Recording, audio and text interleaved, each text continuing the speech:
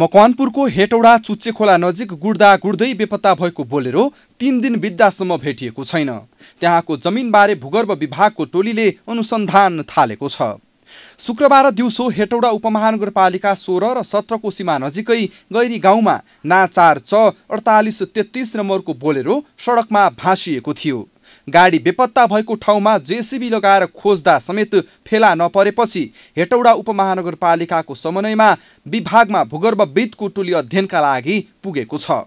भूगर्भविद नारायण अधिकारीका अनुसार पहिलो चरणमा उक्त क्षेत्रको जमिनको अवस्था र त्यसपछि म्याग्नेटोमिटर TOI-बाट यस क्षेत्रको चुम्बकीय अवस्थाबारे अध्ययन हुनेछ। सो क्रममा यस क्षेत्रको सतह मुनि माटोको तह, भूमिगत जलबारे र म्याग्नेटोमिटरबारे फ्लामजन्य चुम्बकीय पदार्थको अध्ययन गरिने उनले सुनाए। यस बाहेक वरिपरिको भूगोल, सतहको पानीको बारेमा पनि अध्ययन गरिनेछ। अध्ययनको निचोडलाई environmental and engineering geological map of Hetauda एरियाको विश्लेषण र फिल्डको निरीक्षणलाई आधार मानी प्रतिवेदन तयार गरिनेछ। त्यो ठाउँ दलदल भएकोले बीचमा पुगेर अनुसन्धान गर्न कठिन भएको उनले सुनाए।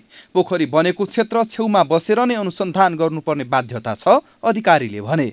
गुडिरहेको गाडी नै गायब भएको क्षेत्र 2-3 दशक अघिसम्म धाप रहेको र केही गोरु पनि जोत्ने क्रममा त्यहाँ बेपत्ता भएको स्थानीयले बताउँदै आएका छन्। 70 को दशकपछि पानी सुक्दै गएको र माटो सुक्खा हुन थालेपछि मात्र सडक निर्माण भएर आवत जावत भएको उनी